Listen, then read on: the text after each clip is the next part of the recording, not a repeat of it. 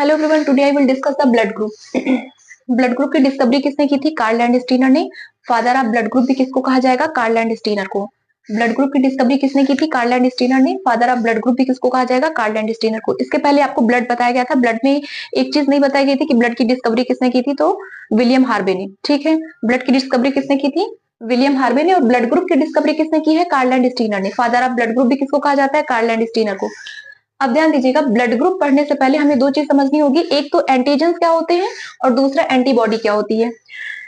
पहले समझिएगा एंटीबॉडी क्या होती है। एंटीबॉडी एक तरीके की प्रोटीन होती है जो हमारी बॉडी किसी भी एंटीजन के अगेंस्ट में तैयार करती है। एंटीबॉडी एक तरीके की प्रोटीन होती है जो हमारी बॉडी किसी भी एंटीजन के अगेंस्ट में बनाती है। ठीक है, और ये पाए कहाँ जाते हैं? प्लाज्मा में। ठीक है, इनका स्ट्रक्चर कैसा होता है? वाई शेप का स्ट्रक्चर होता है। किसका? एंटीबॉडी का स्ट्रक्चर वाई शेप का होता है। ये आपस में डाइसल्फाइड बॉन्ड के द्वारा जुड़े होते हैं। ये आपस में किससे जुड़े होते हैं? डाइसल्फाइड बॉन्ड के द्वारा जुड़े होते हैं। और ये कहाँ पाए जाते हैं? प्लाज्मा में। प्लाज्मा क्या होता था? ब्लड के दो मेन कंपोनेंट होते थे। एक को हम प्लाज्मा बोलते थे, दूसरे को कार्पसेल्स। प्लाज्मा ब्लड का लिक्विड पोर्शन होता था। इसी प्लाज्मा में ही क्या पाया जाएगा? एंटीबॉडी। इसका स्ट्रक्चर कैसा होता है? वाई शेप का। ये हमारी बॉडी को क्या करती है? प्रोटेक्ट करने का काम करती है। कौन? एंटीबॉडी, किसी भी एंटीजन के अगेंस्ट में। ठीक है, अब यहाँ आइएगा, एंटीजन क्या होते हैं? एंटीजन को आप फॉरेन पार्टिकल बोल सकते हैं या लार्ज मॉलिक्यूल ऑफ प्रोटीन बोल सकते हैं। इनको आप ग्लाइकोप्रोटीन भी बोल सकते हैं, पॉलीसेकेराइड भी बोल सकते हैं, ओलिगोसेकेराइड भी बोल सकते हैं। ठीक है, और इस क्या होता है? ये लार्ज मॉलिक्यूल ऑफ प्रोटीन।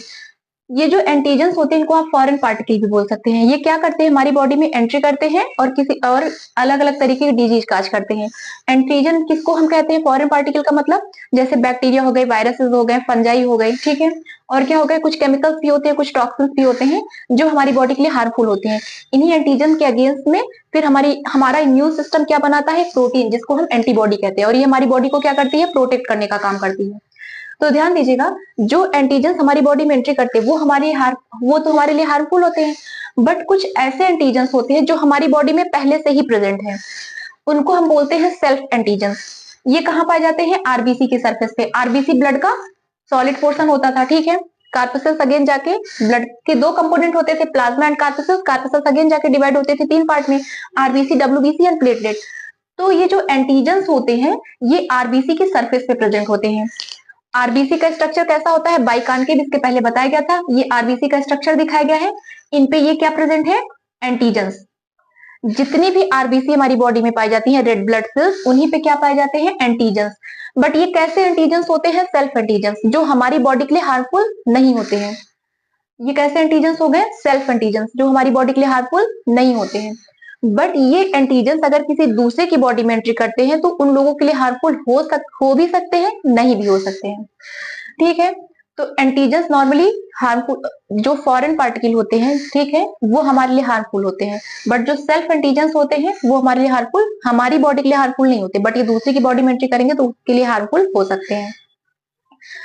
ठीक है, ये क्या होते हैं? एक तरीके के ग्लाइकोप्रोटीन आप इनको बोल सकते हैं, पॉलीसेकेराइड, ओलिगोसेकेराइड या लार्ज मॉलिक्यूल ऑफ प्रोटीन भी बोल सकते हैं, जो क्या करते हैं? हमारी बॉडी में डिजीज काज करते हैं। ठीक है, इन्हीं एंटीजन के अगेंस्ट में फिर हमारा इम्यून सिस्टम क्या बनाता है? प्रोटीन, जो जिसको हम एंटीबॉडी बोलते हैं। ठीक, और यही एंटीबॉडी क्या करती है? हमें प्रोटेक्ट करने का काम करती है।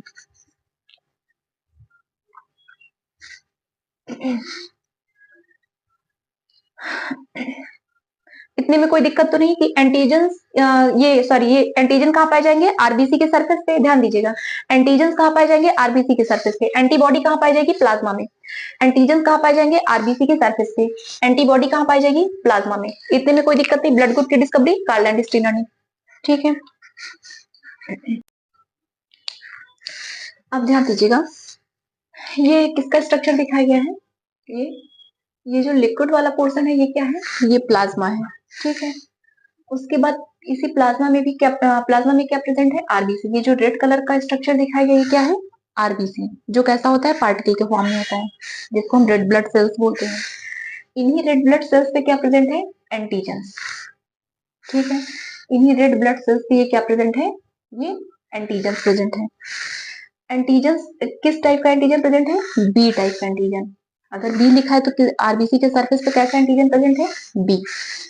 इसको हम क्या बोलेंगे? Self antigen.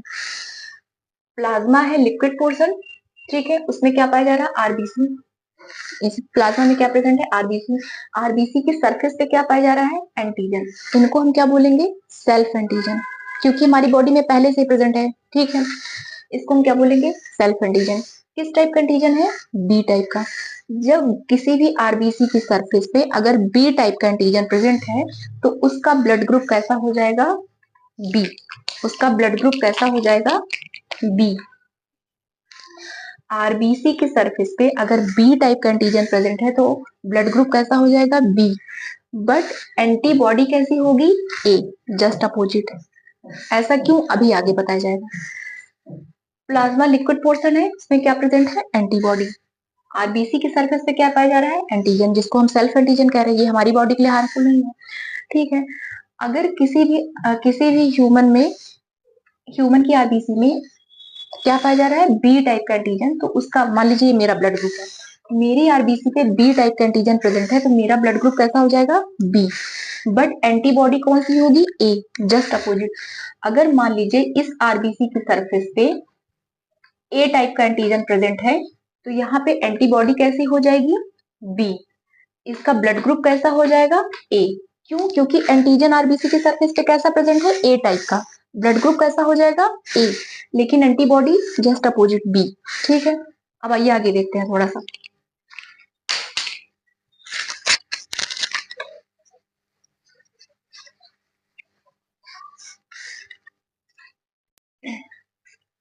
अब ध्यान दीजिएगा, ये लिक्विड पोर्शन को हम क्या बोलते थे, प्लाज्मा। ये लिक्विड पोर्शन क्या है, प्लाज्मा। और ये रेड वाले स्ट्रक्चर को हम क्या बोलते हैं, आरबीसी। आरबीसी की सरफेस पे क्या प्रेजेंट है, एंटीजन। आरबीसी की सरफेस पे क्या प्रेजेंट है, एंटीजन। किस टाइप का एंटीजन प्रेजेंट है, ए टाइप का एंटीजन। ब्लड ग्रुप कैसा हो जाएगा, ए। आरबीसी की सरफेस पे अगर ए टाइप का एंटीजन प्रेजेंट है तो हमारा ब्लड ग्रुप कैसा हो जाएगा, ए। बट एंटीबॉडी कैसी बनेगी, जस्ट अपोजिट, बी। आरबीसी की सरफेस पे ए टाइप का एंटीजन प्रेजेंट है तो ब्लड ग्रुप कैसा हो जाएगा, ए। बट एंटीबॉडी कैसी हो जाएगी, जस्ट अपोजिट, बी। फिर ध्यान दीजिएगा, दूसरा आरबीसी का स्ट्रक्चर दिखाया गया। मान लीजिए किसी दूसरे पर्सन का आरबीसी का स्ट्रक्चर है जिसपे बी टाइप के एंटीजन प्रेजेंट है, तो इस पे एंटीबॉडी कौन सी हो जाएगी, ए। लेकिन ब्लड ग्रुप क्या होगा, बी। आरबीसी के सरफेस पे अगर बी टाइप का एंटीजन प्रेजेंट है तो ब्लड ग्रुप कौन सा हो जाएगा, बी। बट एंटीबॉडी कौन सी होगी, ए। फिर एक और आरबीसी का स्ट्रक्चर दिखाया गया है जहां पे ए बी टाइप का दोनों एंटीजन प्रेजेंट है। ये इस आरबीसी पे दोनों टाइप के एंटीजन प्रेजेंट हैं, ठीक है। बट इसका ब्लड ग्रुप कौन सा हो जाएगा, ए बी। अगर आरबीसी के सरफेस पे ए बी टाइप का एंटीजन प्रेजेंट है तो ब्लड ग्रुप ए बी हो जाएगा। लेकिन यहाँ पे एंटीबॉडी कोई भी नहीं पाई जाएगी। अब समझिएगा ऐसा क्यों। अगर ए एंटीजन पाए जाएंगे तो ए और ए मिलके क्या कर लेंगे, क्लम्पिंग कर लेंगे, गुच्छा बना लेंगे, उसी को हम बोलते हैं ए ग्लूटिनेशन, ठीक है। तो ब्लड क्या होगा, फिर हमारा फ्लो नहीं कर पाएगा। जैसे यहाँ पे मान लीजिए बी एंटीजन है, अगर यहाँ पे बी एंटीबॉडी पाई जाती तो आपस में क्या कर लेंगे, क्लम्पिंग कर लेंगे, गुच्छा बना लेंगे सेल्स का, ठीक है। तो ब्लड क्या होगा, हमारा फ्लो नहीं हो पाएगा। इसीलिए अगर बी एंटीजन पाया जाएगा तो एंटीबॉडी ए एंटीजन है तो एंटीबॉडी बी। लेकिन ब्लड ग्रुप आपका वही होगा क्योंकि ब्लड ग्रुप का डिटर्मिनेशन कौन करता है, एंटीजन। अगर एंटीजन आपका ए है तो blood group A, antigen B है तो blood group B, antigen A B है तो ब्लड ग्रुप ए बी। लेकिन यहाँ पे एंटीबॉडी कोई भी नहीं पाई जाएगी। क्यों, अगर ए एंटीबॉडी पाई जाएगी तो ए के साथ क्लम्पिंग कर लेगा, बी एंटीजन पाई जाएगा तो बी के साथ क्लम्पिंग कर लेगी, ठीक है। या इसी को हम एक ग्लूटिनेशन भी बोलते हैं। तो हमारा ब्लड क्या यहाँ पे क्या हो जाएगा, ऐसे गुच्छा बन जाएगी सेल्स पे, तो क्या होगा, ब्लड फ्लो नहीं कर पाएगा। अब ध्यान दीजिएगा, एक आरबीसी का स्ट्रक्चर और भी दिखाया गया है जिसपे एक भी एंटीजन नहीं प्रेजेंट है, ठीक है। इस आरबीसी की सरफेस पे कोई भी एंटीजन नहीं प्रेजेंट है, ठीक है। तो यहाँ पे इसका ब्लड ग्रुप क्या हो जाएगा, ओ। एंटीजन नहीं प्रेजेंट है, किसी भी तरीके के एंटीजन नहीं प्रेजेंट है तो ब्लड ग्रुप क्या होगा, ओ, या इसको जीरो जनरली बोलते हैं क्योंकि ए बी दिखाई गया इसलिए ओ इसको बोल दिए, ठीक है। और ए बी, इसमें एंटीबॉडी कौन सी प्रेजेंट होगी, दोनों, क्योंकि एंटीजन है ही नहीं तो दोनों एंटीबॉडी इसमें प्रेजेंट होते हैं। यही रीजन था कि बताया गया था कि ओ वालों की इम्यूनिटी थोड़ा सा स्ट्रांग मानी जाती है क्योंकि इसमें दोनों एंटीबॉडी प्रेजेंट है, ठीक है। लेकिन एंटीजन कोई भी नहीं, इनका ब्लड ग्रुप कैसा हो जाएगा, ओ। एंटीबॉडी दोनों पाई जाती है, ए एंटीबॉडी भी प्रेजेंट है और बी एंटीबॉडी, ठीक।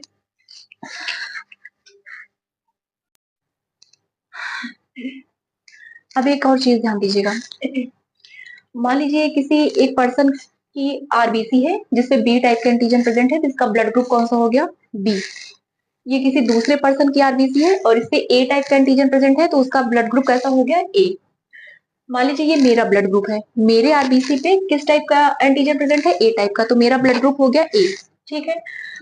अगर मान लीजिए मुझे बी का ब्लड चढ़ा दिया जाए, मेरा ब्लड ग्रुप ए है, ठीक है, मुझे बी का ब्लड ग्रुप दे दिया जाए, मेरा मुझे क्या बोला जाएगा, रिसीवर, और देने वाले को क्या बोलते हैं, डोनर। जो ब्लड दे रहा है उसको क्या बोलते हैं, डोनर, लेने वाले को रिसीवर। ध्यान दीजिएगा, मेरे ब्लड में अगर बी ब्लड दे दिया जाए, ए ब्लड ग्रुप वाले को बी का ब्लड अगर चढ़ा दिया जाएगा, तो क्या होगा कि ये जो मेरा एंटीबॉडी है इस पे अटैक कर देगा, किस पे, डोनर के एंटीजन से। एक और चीज ध्यान दीजिएगा, कभी भी डोनर का एंटीबॉडी नहीं अटैक करता है, हमेशा अटैक कौन करता है, रिसीवर का एंटीबॉडी। हमारी बॉडी को कौन हमारी बॉडी में कोई भी एंटीजन एंट्री करता है या कोई फॉरेन पार्टिकल, तो उससे कौन बचाता है, एंटीबॉडी। ठीक है, तो अटैक कौन करेगा, एंटीबॉडी। तो रिसीवर का जो एंटीबॉडी होता है वो ही डोनर के एंटीजन पे अटैक करेगा।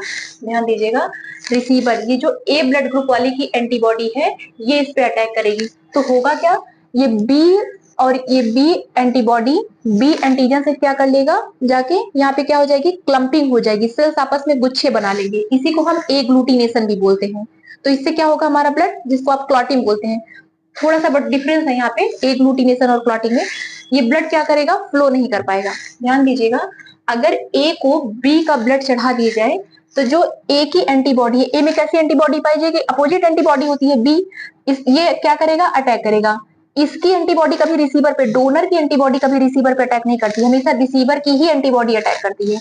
जब इस पे अटैक करेगी तो ये बी और बी एंटीबॉडी और बी एंटीजन क्या कर लेंगे, आपस में क्लम्पिंग हो जाएगी। ठीक है, सेल्स आपस में क्या कर लेंगी, गुच्छे बना लेंगी, इससे क्या होगा, हमारा ब्लड फ्लो नहीं होगा। ठीक है, हमारा ब्लड फ्लो नहीं हो पाएगा। इसीलिए ए को हमेशा ए का ही ब्लड दिया जा सकता है और बी को हमेशा बी का ही ब्लड देना चाहिए। एक चीज ध्यान दीजिएगा कि डोनर की एंटीबॉडी कभी भी अटैक नहीं करती, इस चीज को थोड़ा सा ध्यान दीजिएगा, डोनर की एंटीबॉडी कभी भी अटैक नहीं करती है। कौन अटैक करता है, रिसीवर की एंटीबॉडी डोनर पे अटैक करती है। ठीक है, अब ध्यान दीजिएगा, ये तो हो गया कि ब्लड ग्रुप अगर मतलब कि आरबीसी की सरफेस पे अगर ए टाइप का एंटीजन प्रेजेंट है तो ब्लड ग्रुप ए हो गया। ठीक है, ए बी ओ, ये तो ब्लड ग्रुप हो गए। अब एक चीज और होती है पॉजिटिव और निगेटिव, उसको हम बोलते हैं आरएच एंटीजन, उसको या आरएच फैक्टर भी बोल सकते हैं। तो ध्यान दीजिएगा, यहाँ पे आरबीसी का एक स्ट्रक्चर दिखाया गया है फिर से, और यहाँ पे बी टाइप के एंटीजन प्रेजेंट है, आरबीसी की सरफेस पे बी टाइप का एंटीजन प्रेजेंट है और बीच बीच में इसमें आरएच टाइप का भी एंटीजन प्रेजेंट है। ठीक है, बी टाइप का एंटीजन तो प्रेजेंट ही है और इसमें क्या प्रेजेंट है, आरएच टाइप का भी एंटीजन प्रेजेंट है। इसको हम क्या बोलते हैं, इसको हम क्या बोलेंगे, बी पॉजिटिव ब्लड ग्रुप। इसी को हम क्या बोलेंगे, बी पॉजिटिव। जिसमें आरएच एंटीजन प्रेजेंट होगा उसको हम बोलेंगे पॉजिटिव ब्लड ग्रुप, जिसमें आरएच एंटीजन एब्सेंट होगा उसको हम बोलेंगे निगेटिव ब्लड ग्रुप। जैसे यहाँ पे एक आरबीसी का स्ट्रक्चर दिखाया गया है, इसमें बी टाइप के एंटीजन प्रेजेंट है। ठीक है, बट यहाँ पे आरएच एंटीजन नहीं पाए जा रहे, इस स्ट्रक्चर में आरएच का स्ट्रक्चर कहीं नहीं दिख रहा है, इस आरबीसी की सरफेस पे आरएच एंटीजन कहीं नहीं दिख रहा है, तो ये कैसा ब्लड ग्रुप हो जाएगा, बी निगेटिव, क्योंकि बी टाइप का एंटीजन प्रेजेंट है तो बी ब्लड ग्रुप हो जाएगा, लेकिन आरएच यहाँ पे नहीं पाया जा रहा है तो क्या हो जाएगा, बी निगेटिव। जिस आरबीसी के सरफेस पे बी एंटीजन तो प्रेजेंट ही है, साथ में आरएच एंटीजन भी प्रेजेंट है, तो उसका ब्लड ग्रुप कैसा हो जाएगा, बी पॉजिटिव। ये आरएच नाम कैसे पड़ा, रीसस मंकी, जो लाल मुंह वाले बंदर होते हैं उनको हम रीसस मंकी बोलते हैं। ठीक है, तो सबसे पहले जो डिस्कवरी हुई थी किसमें हुई थी, रीसस मंकी में। इनकी आरबीसी में क्या पाया गया, कहीं कहीं पे आरएच एंटीजन। ठीक है, तो जिसमें ये प्रेजेंट होता है उसको हम क्या बोलते हैं, आरएच पॉजिटिव, और जिनमें एब्सेंट होता है उसको हम क्या बोलते हैं, आरएच निगेटिव। ठीक है, अगर बी एंटीजन के साथ आरएच प्रेजेंट है तो बी पॉजिटिव, अगर बी एंटीजन के साथ आरएच नहीं प्रेजेंट है, एब्सेंट है, तो हम क्या बोलेंगे, बी निगेटिव। आरएच एंटीजन या आरएच फैक्टर की डिस्कवरी किसने की थी, Karl Landsteiner and Alexander Wiener ने। Karl Landsteiner and Alexander Wiener ने 1940 में आई थिंक। ठीक है, आरएच एंटीजन की डिस्कवरी किसने की थी, Karl Landsteiner and Alexander Wiener ने। क्यों, इसकी डिस्कवरी सबसे पहले किसमें की गई थी, रीसस मंकी में, जो लाल मुंह वाले बंदर होते हैं उन्हीं को बोलते हैं रीसस मंकी। ठीक है, जिसमें आरएच ये